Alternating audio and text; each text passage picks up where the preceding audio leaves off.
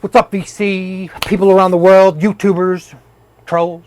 This is Bobby with Spitting the Truth About Records. And today's video will be about Gil Scott-Heron's best records that you should check out. We're going to go over his catalog, and I'm going to go over some of the reissues and how they compare to some of the represses and originals. But for those that watch me, you know I like to start off with the featured record of the day. The featured record of the day just happens to be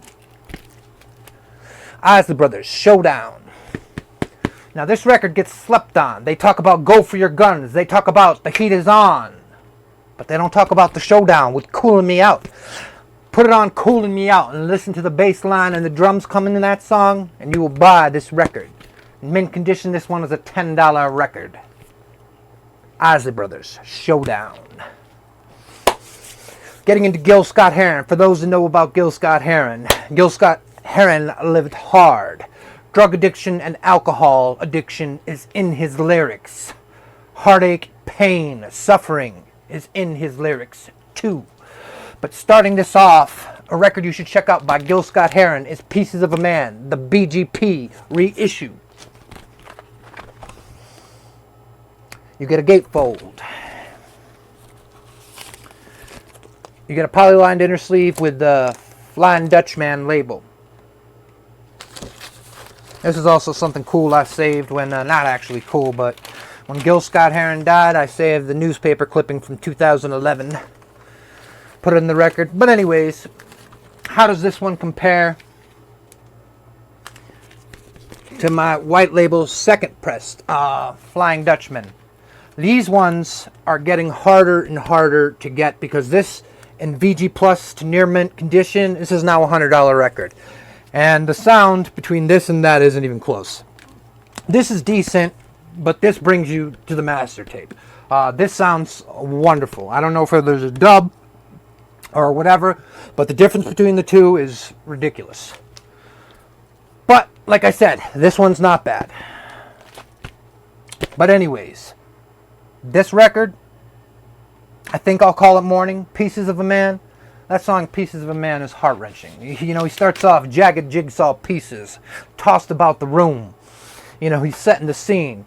You know, talking about his father getting laid off and all the other horrors that happen in life. I mean, the song is just, it's poetry, man. But it's, you know, dim poetry. But it's great, too.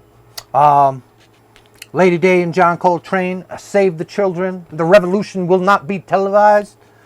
And home is where the hatred is. I mean, that song has a line in it, something like, home is where the needle marks, tried to heal a broken heart. Whew. It's just, this record is a must-buy, and you really should pick it up. The BGP ain't bad. I mean, if you can cop yourself original, or even the second press for $40, which you probably can't, but if you can, grab that one. Or the reissue. Like I said, it'll help you get into this album, and you'll get your copy of Pieces of Man on wax. Why not? Next up, Gil Scott-Heron's Winter in America. This is the current Rumagia press. TVT Classics with the blue label. This one's a little different. If you can find the OG Strata East label. The difference between these two is ridiculous. This record has that master tape sound. This record, you know, puts me back in 1980, running around, you know, Providence with my father having this on the turntable, you know, with the push button lights, you know, that old houses having there. You know, I can hear the screen door, you know what I mean, with the springs cracking as I open it up. And for those who live in the city, you know, like, you can smell the street. I know it's weird, but the street has a certain smell. Like, if you close your eyes, I can almost, you know, feel it. But anyways, this record, Winter in America, is great. Side 2 is my favorite because it has, you know, has The Bottle, which is the famous track off that one. Song for Bobby Smith, Your Daddy Loves You, H2O Gate Blues, and Peace Go With You, Brother. I mean, when I talk about the master tape sound, these originals have it. I mean, the record just, I mean, it's like a breath of life coming off of it. I mean, they just breathe differently. But anyways, Winter in America, and Pieces of a Man. Those are two of the greatest Gil Scott-Heron records that you need to be checked out. Now let's move along here because we're getting a little, long. Gil Scott-Heron, Free Will. Now, this is the current reissue. This is released in '72, right after we recorded Pieces of a Man. This is a good listen to. I don't like it more than Winter of America or Pieces of a Man. But, this is where he started the little thing with Brian Jackson, I believe. Let's see. Yeah. This is where he started it. This one's a decent listen. It's worth your time and your money. And this reissue isn't bad. Next up, Gil Scott-Heron and Brian Jackson, From South Africa to South Carolina. What's the word? Johannesburg. This is a record too that this is up there. This is a good listen here. This is better than Free Will. This was released in '75, so a little bit later. A Toast to the People, the Summer of '42, Beginnings, South Carolina. Great listen. Should be picked up. Next up, Gil Scott-Heron, Bridges. This is a phenomenal album. You've heard me talk about it in other ones. Hello Sunday, Hello Road, Song of the Wind, Racetrack in France, and Wild Golia, Deaf, Dumb, and Blind. This is the OG. OGs of this have become like a $40 to $50 record. And this is also my white label promo. Picking three, this is in my top three. Bridges, Pieces of a Man, and Winter in America are all great Gil Scott-Heron records. The Midnight Band. Gil Scott-Heron and Brian Jackson. This is a live album, I believe. Here is the reissue. The Rumagia reissue.